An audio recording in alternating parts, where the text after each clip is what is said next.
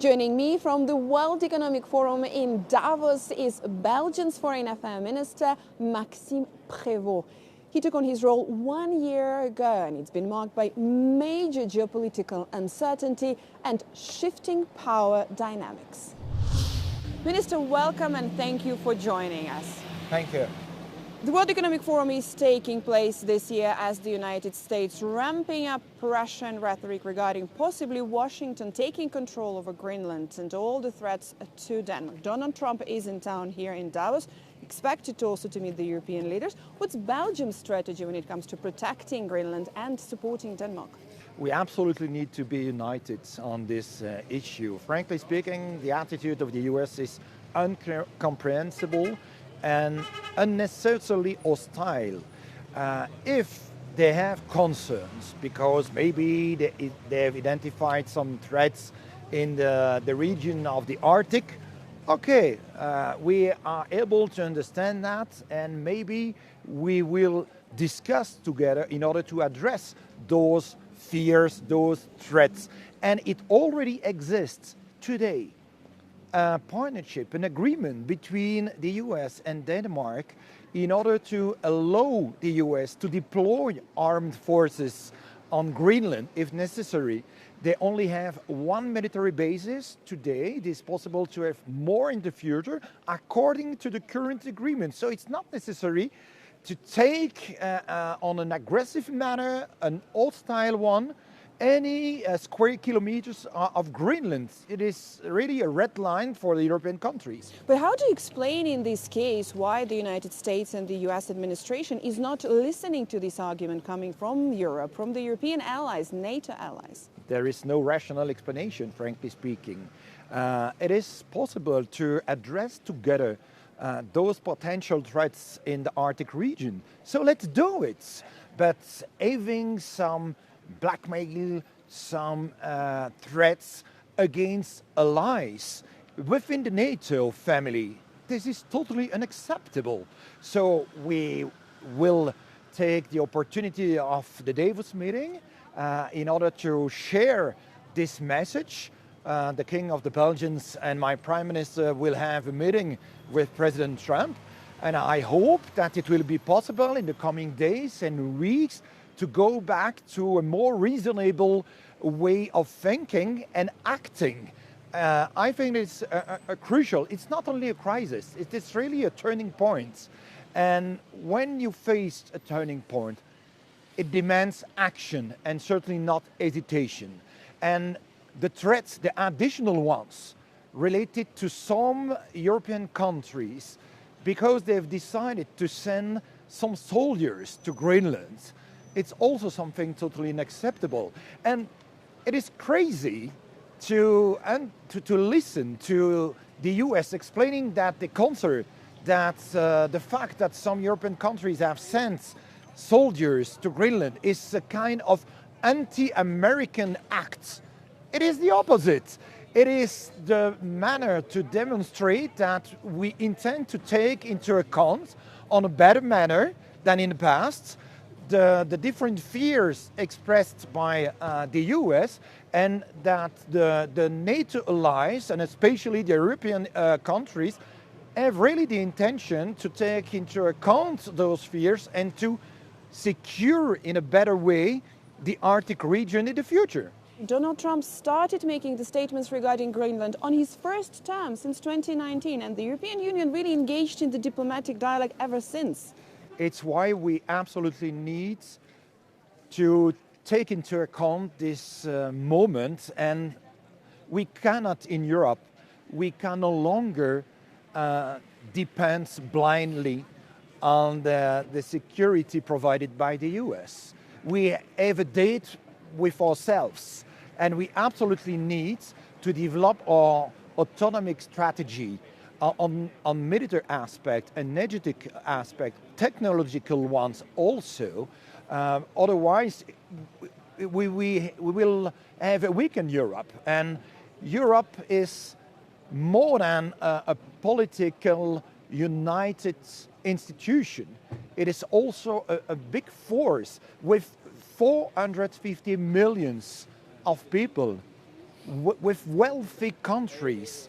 We are not only one of the largest economic markets in the world, we also have the possibility to be a geopolitical power, but it means that we absolutely need to act on a united manner. And it is maybe the biggest challenge we are currently facing within the EU. The political unity in this Of case course, of of course. And we need to react and also to prepare some potential countermeasure in order to send a clear message to the United States. It is not acceptable the way they are treated their allies. So we will, of course, use diplomacy in action in order to de-escalate the current tensions we have. And I hope it will be possible to find a reasonable solution in the coming weeks. Otherwise, we will be forced to use also the coercion instrument, for instance. Is Europe ready to go for that? Is Europe ready to go this far? I think that the current situation needs to act as a call to action for Europe. So if we want to avoid to be weakened, we absolutely need to demonstrate our capability to respond on a proportionate, significant and firm manner. Otherwise, we will lose our credibility and our respectability. And it is so crucial for Europe in order to act as a geopolitical power and an economic market, a reliable one, that we absolutely need to answer it firmly to the US. That's crystal clear. How is Belgium willing to treat the current situation? In the past, Belgium was among the countries with some of the lowest defense spendings, for example. Is this situation pushing the country to make rapid changes into that? Of course, of course. When you are at the crossroads, you have two choices. One, you follow the path to maybe a problem and not good issue and outcomes, or you lead another way, the way of the reforms. And it is really the way that Belgium has decided to follow. So we have increased our spendings for military equipment. It was time, frankly speaking. We were one of the let's say, the bad pupils in the classroom. So now we have achieved last year the 2% GDP, and we will continue to increase our spendings for the defense sector. And we absolutely need to be at the rendezvous of our own responsibility. You know, defending, for instance, the international law, it's crucial for medium-sized country like Belgium. Not out of naivety, but because that's the only way we can defend ourselves, our population, our prosperity against any kind of hostile temptation coming from abroad. So it's why it's so crucial for the European countries to defend the international law and the rules-based order. And according to this, we consider that the United Nations remains the best, let's say, reliable framework and the best reliable context for promoting multilateralism discussions for peace and prosperity, and certainly not an initiative such as the Board of Peace, for instance. Board of Peace is another topic that is going to be discussed here at Davos with Donald Trump meeting the European leaders. What's Belgium's position on that? We have not been invited to be part of this board. And frankly speaking, when we have a look on the status, it is totally unacceptable. We have the opinion that through this initiative, President Trump is trying to replace the United Nations system and to create his own personal board. Because when you have a look on the status, it's not only the presidency of the United States, it's the presidency of Donald Trump himself, with a veto rights on any kind of decision.